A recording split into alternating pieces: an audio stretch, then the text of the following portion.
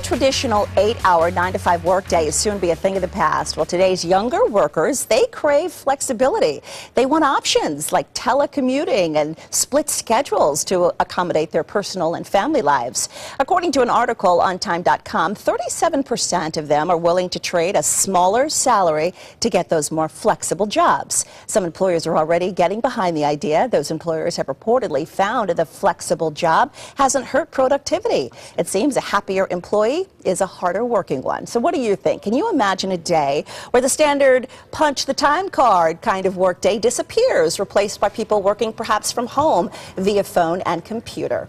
We love this topic because we have two state senators who, I loved what you said, we don't work 9 to 5, we work 5 to 9. Exactly. That's right. And that would be 5 in the morning. Right. To 9 at night with yoga after.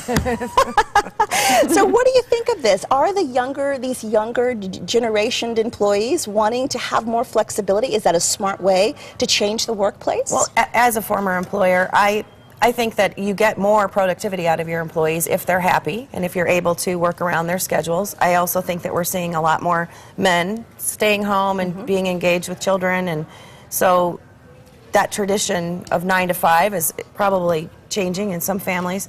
I don't really have a problem with this as long as if they were getting their work done and they were being productive, and if I was an employer, if they were producing for me. So, but I will say, you know, be careful. I mean, yeah, because that's what you ask for, because there's a lot of us out there that are working really weird hours just to make ends meet. And a lot of companies fear that. They fear that, you know, they're going to get the distracted employee. Right.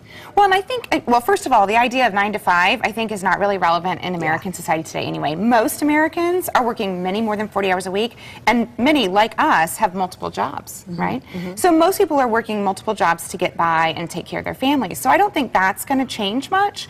What I am just concerned about is the isolation that could result as people begin working solely from home or solely remotely, because then you lose some creativity that comes just from being in a setting with other people. You know, frankly, the legislature could work theoretically on computers from home and vote electronically, but then we would never have the chance to form these relationships, make bonds, and make true compromises. So I think you lose a little bit when you move too far away from each other in a gathered setting, but I think some flexibility to kind of mix and match makes sense. Yeah, and I want to get to what you guys are saying, because one of our viewers is talking to exactly what you were saying about staying at home. I believe that Gen Y is actually becoming more family friend motivated. They have the option with flexible hours to be at home with young children and still get work done. Debbie Jennings writes on Facebook, I work from home, but much longer hours, and she loves it. Heather Kerr, I find it dumb. Work is work and personal is personal. After my workday is done, there will be no working if I'm off the clock than you. As the employer, don't get that time. My family does. She's got great boundaries. I know that we'll be texting in the middle of the night sometimes working. And there's so many jobs who you can't really, even here, we're always working well past our hours. You never know when the news is going to happen. And in our case, you never know when a bill's going to pop up or an amendment, sometimes at 3 in the morning. Right. And you need to, but every situation's different. Right. And you know, I have family members who love it, who do it, who work from home, and they say it's the best thing ever. So getting to balance it all. Alrighty, have you ever